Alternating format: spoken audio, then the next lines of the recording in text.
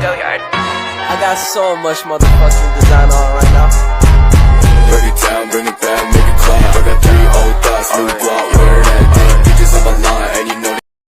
Materi kami yang pertama, apa itu SIG?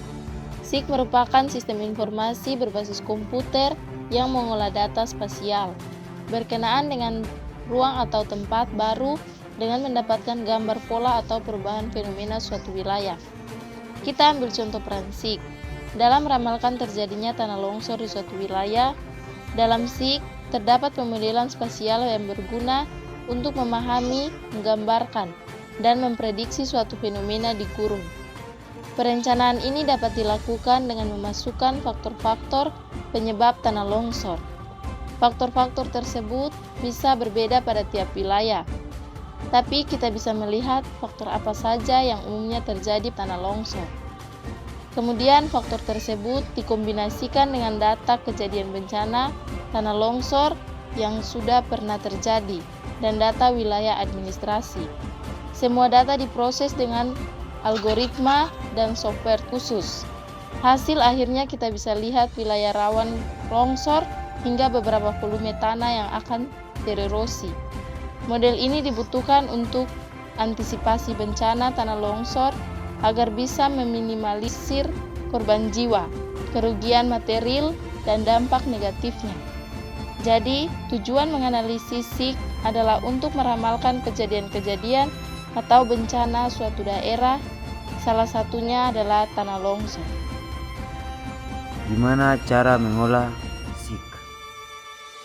1. Melakukan digitasi.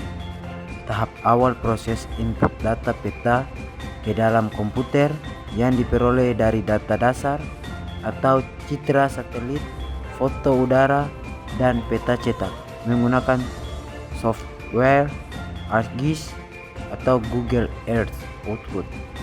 Digitasi adalah data faktor yang akan menjadi peta digital.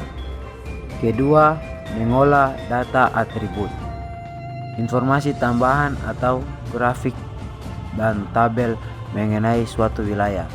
Ketiga, melakukan analisis menggunakan software atau klasifikasi, overlay, dan network.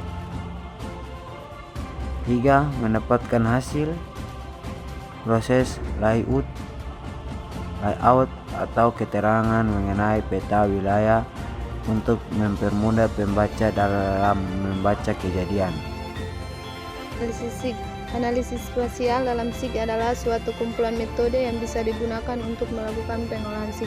Hasil dari analisis spasial ini sangat bergantung pada lokasi di mana objek tersebut dianalisis.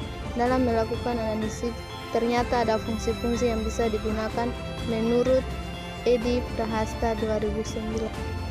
Yang kedua, yaitu analisis buffering. Analisis buffering merupakan analisis SIG yang menghasilkan daerah batasan melingkupi objek wilayah baru. Analisis ini sangat bagus untuk melakukan perencanaan, perlindungan lingkungan, dan pemetaan zonasi. Di dalam analisis buffering ini terdapat jenis-jenis analisis buffering.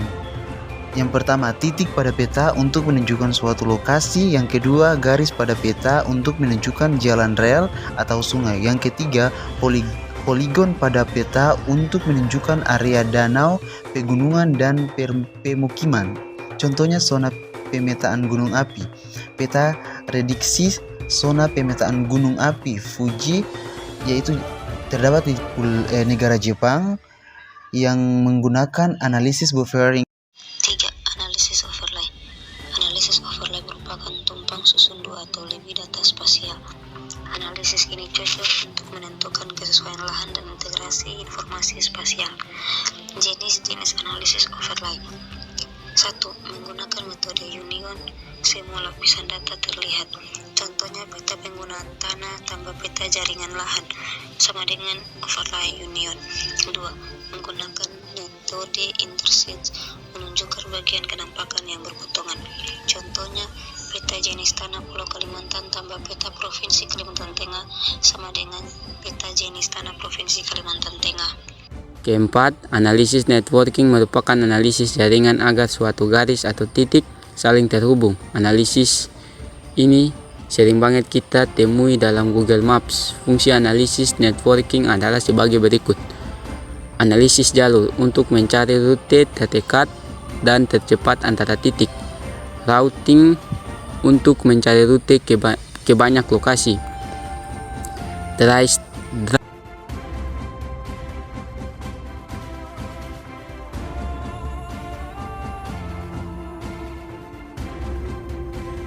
Drive time untuk menganalisis estimasi waktu tempuh menuju suatu tempat. Penunjuk arah untuk menuju suatu tempat. G atau GPS. Closet facility untuk menganalisis fasilitas terdekat. Klasifikasi pengelompokan data sesuai kriteria. Analisis 3D menampilkan kondisi geografis dalam bentuk 3D. Untuk meramalkan terjadinya longsor, maka diperlukan pemodelan spesial dengan SIG. Dengan begitu dibutuhkan juga data spesial penunjang. Di bawah ini yang bukan merupakan data penunjang terjadinya bencana tanah longsor adalah 1. Curah hujan, 2. Jenis tanah, 3. Kemiringan lereng, 4. Kelembapan udara, 5. Jenis penggunaan lahan. Jawab: kelembapan udara. Pembahasan. Dalam memprediksi terjadinya bencana tanah longsor, maka diperlukan pemodelan spesial dengan SIG. Proses pembuatan pemodelan spesial tersebut dibutuhkan beberapa data penunjang seperti curah hujan. Longsor dipicu oleh curah hujan tinggi. Kemiringan lereng.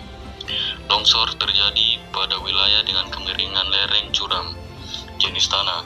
Longsor terjadi pada jenis tanah dengan karakteristik mudah tererosi. Dan jenis penggunaan tanah.